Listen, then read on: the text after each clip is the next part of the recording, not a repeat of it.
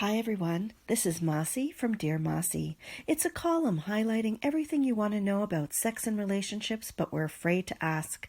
It's a partnership between Sahiyo and We Speak Out, and it's for all of us who have questions about female genital cutting or kutna and how it impacts our bodies, minds, sexuality, and relationships.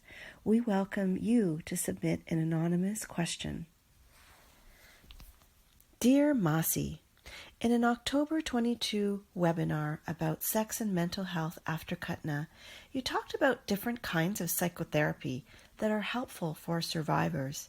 I think I might want to see a psychotherapist to talk about kutna FGC, but I don't know where to start. Thank you, Anonymous, for that question.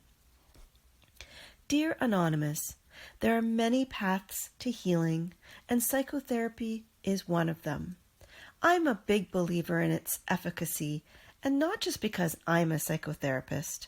I personally found psychotherapy very helpful in working through my own kutna-related emotional and sexual trauma. Now, none of my psychotherapists had heard about kutna or had been trained in counseling survivors of female genital mutilation/cutting before working with me. Only 2 had a basic knowledge of FGMC from their own reading, and this was about types 3 and 4. I expected that. It's only since 2015 that there's been any widely held public discourse around kutna. While more therapists are getting better trained, it's fairly rare to find an experienced FGMC trauma therapist. Therefore, it was up to me to take some initiative in my own therapeutic journey. Here are some tips for doing that.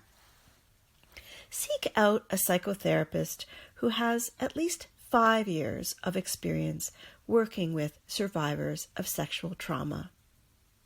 Of these, look for someone who has training in a model or approach that goes beyond standard talk therapy, which tends to focus on cognitive understandings.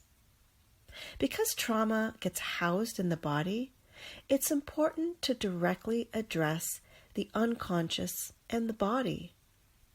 A few examples of approaches that can be helpful to trauma survivors are, but not limited to, internal family systems therapy, somatic experiencing, mindfulness, and EMDR. If you go to Sahiyo.com and look for my column, you'll find live links so you can understand a little bit more about each of these approaches. Then, what you want to do is interview a few therapists. Most will offer a free half-an-hour consultation for this purpose. Besides asking about their knowledge, experience, and approaches, tune into your gut regarding match or how connected you feel with the person. Your relationship with a psychotherapist is an important part of the process. Gather information about kutna for context around the practice. Send some links to the therapist so they can do their own reading and learning. It's good for them to process the information and their own reactions before working with you, so that you can feel free to open up to them. Go to my column, again, that's Sahiyo.com, and look for Dear Maasi, and you'll find a few links. And by the way, Anonymous, resolving the trauma of kutna can help us live happier, more fulfilling lives. I wish you well in your healing journey. That's it for me, Maasi.